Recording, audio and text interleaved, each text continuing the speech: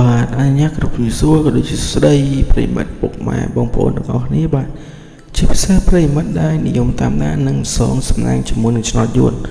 បាទសូមស្វាគមន៍មកកាន់ Channel ផ្សាយឆ្នោត3របស់ពួកយើងស្រាជាថ្មីម្ដងទៀតហើយបា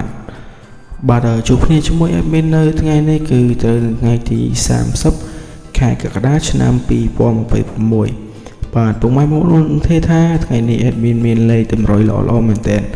បាទហើយក៏បានសម្រិតសម្រាំងដើម្បីនាំយកនៅក្របលេខពិសេសដែលមានសុខខ្ពស់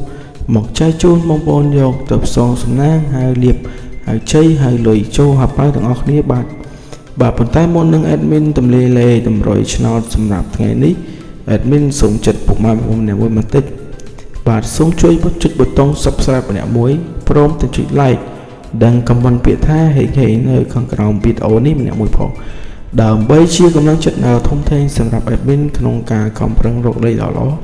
លេខឈុតមកចែកជូនបងប្អូនយកទៅផ្សងសំណាងដែលឲ្យកថ្លៃជារាល់ថ្ងៃបាទហើយការចុច Subscribe នេះដែរក៏ដើម្បីឲ្យពុកម៉ែបងប្អូន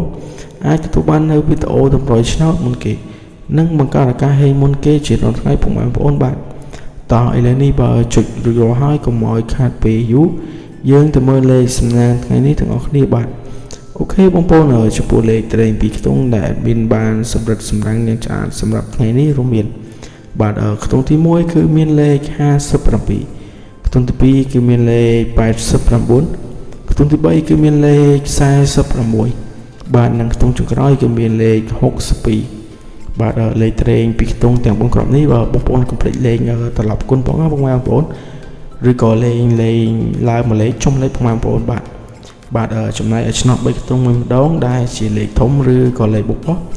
បងប្អូនអាចយកទៅលេងគុណបានគឺមានលេខ537គុណនិងលេខ834គុណបាទនេះឲ្យបងប្អូនអាចចូលចិត្តលេងលេខអុកខ្ទង់ដើម្បីការពារនិងធានាសុខភាពខ្ពស់បាទថ្ងៃនេះ admin សូមណែនាំឲ្យអុកពីខ្ទង់គឺអុកខ្ទង់80និងអុកខ្ទង់50បាទដើម្បីកុំឲ្យពុកម៉ែបងប្អូនទាំងអស់គ្នាមានការពាន់ច្រឡំឬក៏មិនទាន់admin សូមបញ្ជាក់និងរំលឹកក្របលេខសំណាងទាំងអស់នេះជូនម្ដងទៀតបាទក្របត្រេងពីខ្ទង់មានលេខ57 89 46និង62ក្របធំ3ខ្ទង់មានលេខ537គុណនិងលេខ834គុណលេខអុកខ្ទង់សូមអុកខ្ទង់80និងអុកខ្ទង់50បាទបងប្អូនលេខទាំងអស់នេះបងប្អូនអាចកត់ទុកលើនេះបានលេខទាំងនេះមានសង្ឃឹមមែនតើសម្រាប់ថ្ងៃទី30នេះបាទឥឡូវនេះម៉ោងវេលានៃការចែកចម្លែកតម្រុយឆ្នោតយួនពី Channel ផ្សាយឆ្នោត3បានឈានមកដល់ទីបញ្ចប់ហើយបាទជាចុងក្រោយ admin សូមលើកហាត់បួងសួងជូនពរពុកម៉ែបងប្អូនទាំងអស់គ្នាបាទឲ្យមានសំណាងល្អហេងទូបានលៀបជ័យត្រូវទាំងលេខតូចត្រូវទាំងលេខធំចូលកប់ប៉ៅទាំងអស់គ្នាណាពុកម៉ែបងប្អូន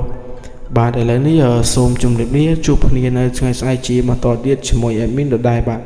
សំណាងល្អទាំងអស់គ្នាណាបាយ